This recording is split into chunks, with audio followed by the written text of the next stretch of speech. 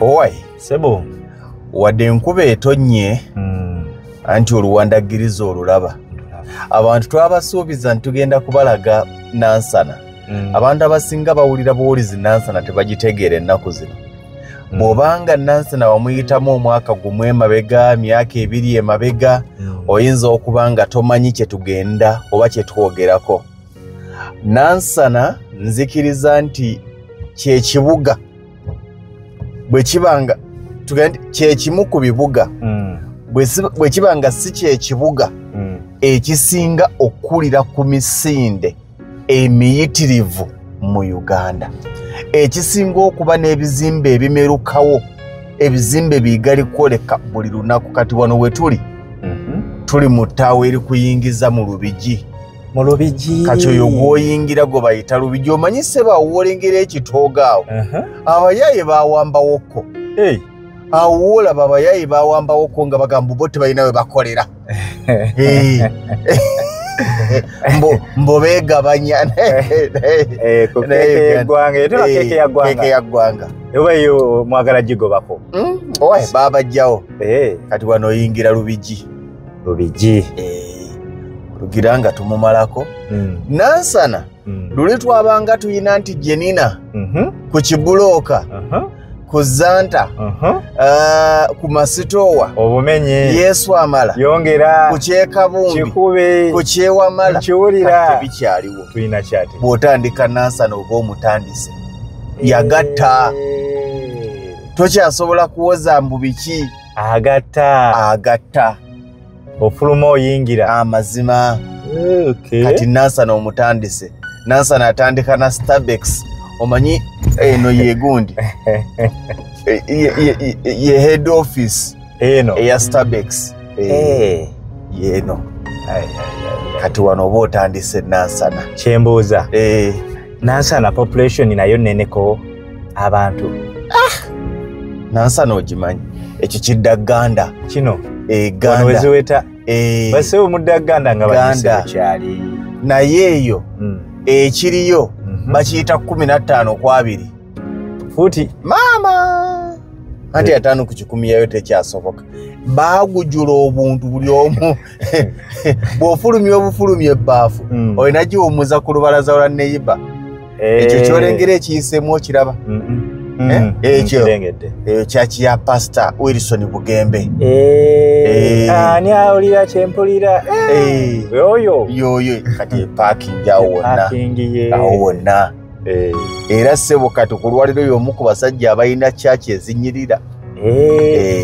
aliro fiti kati kana akazimbe mukajjukira kali wakano Bukomero 7 Sisters kekano kamu ku bwe twagambanga mama tolina kyewalabye kati wano oli ku Kibulooka Nansana ku Kibulooka walinga omubbi we Nansana ku Kibulooka walinga gwe bayita omubbi akubba misana mama bamuzungu wasudde goloji wabawulirako kati ate bano babutayimbwa bano ate baali babutayimbwa ate oyo abamubbi ddala bano baali bazibu nnyo obuzimbe abasajja babuzimbye temufa ku dashboard akakubako kakola ki kafuuyirira ebizimbe mu ebiri ebimu ku bye mwaleka nga byebivuga kati si bye bikyavuga ku mulembe guli twalina nga gye bayita Hole Farm Nansana eri maaso awo ku Hole Farm wetudda naye kati tekyali nti tekakafo kali ak'ebyafaayo bitya ekyafaayo kye wanyumiza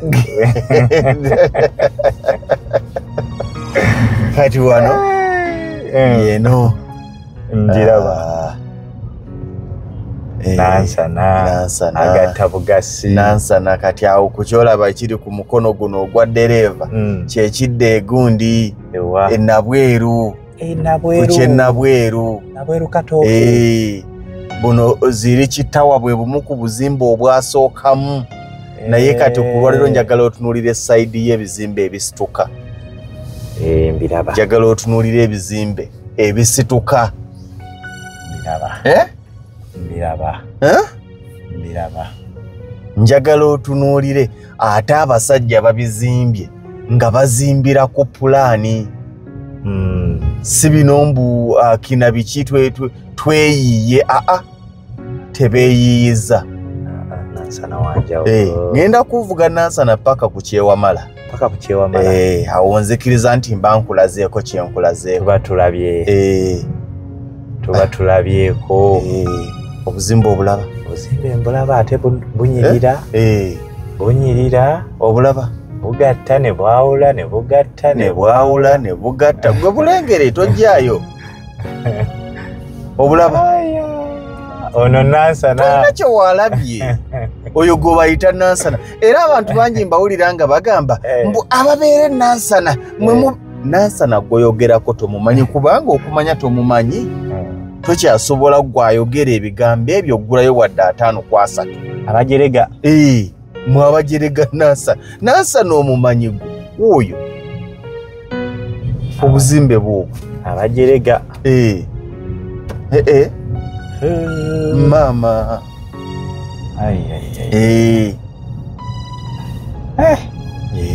Naye nga bw'otulambuza Nansana naye mwetegereze.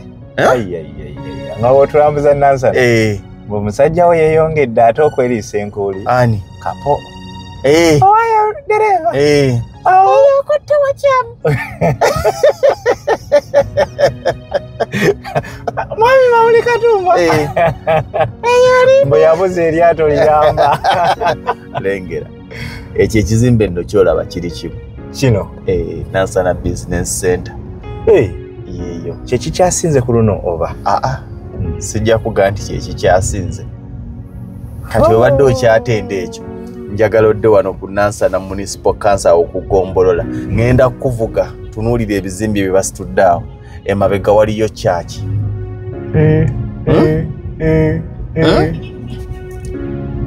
Equity ogirabye? Ngirabye. Laba bino ate ebiri mu kusituka. Tolina kye walabye. Tebinnaba bino. Tolina bigenda paka eri wansi. Oyo gwe bayita Nansana. Kyekiri kye nagambye kati wano oyingira Nansana ku masitowa. Kyekiri kye nagambye nti bw'obanga omaze emyaka egiri mu 2 gumu 2 nga toli mu Nansana oyinza obutamanya Nansana ayogerwako. Eyo gy'olabye awo bondi ya mmotoka. Nansana. Kati tunuulira ebizimbe. Tunuulira akazimbe Sibyangu Plaza. Nansana. Nansana. Oyinza okubanga walekawo kino okwali Kenjoyi. Ntwala omukisa guno okugamba nti kati ako tekakyalina kaana ku bizimbe by'e Nansana. Kafuuka kazzukulu. Muzzukulu w'ebizimbe Nansana. Kazzukulu k'ebizimbe Nansana. Oyinza okubanga gwe waviirayo kye kimu ku byali eby'amaanyi. Muganda wange. Kati kino eyo ndaba obula. Sibula. Awo Nansana. Naye kati waliwo agamba awange dereva eyo si Nansana oyo olabika kyanja.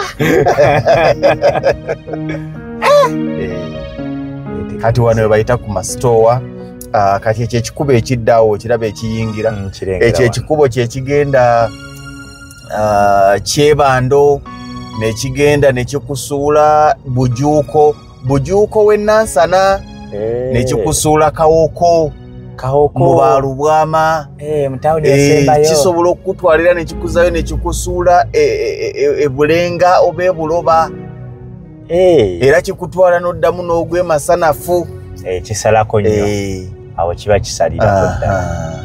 Okimanyi okuva lwe twamutandise tuli mu tawuni. Toyina nze gambye kati ekyo kidda ku kye bayita ku Kyekabumbi. Gyolabye pulimo gyegenze. Kyekabumbi. Kyekyo. Kyekabumbi. Kyekyo. Oba Mariya ki? Tukusanga owooli. Kibuga ku kibuga. Kati gye bayita ku Ivory. Amasanga. Kati wano lengera akazimbe. Sina kazimbe naye obuzimbe.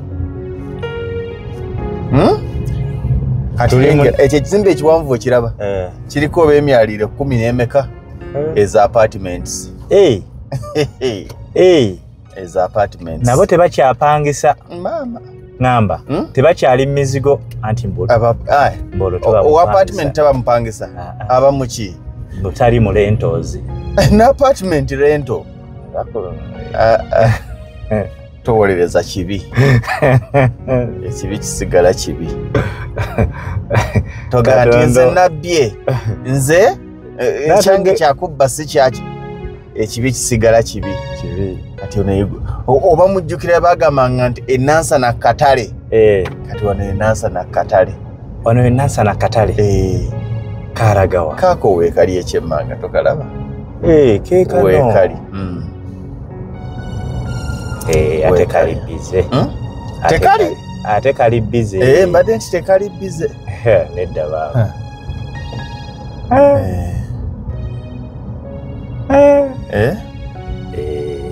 Nansana ali branding za choose okukyukira ddala.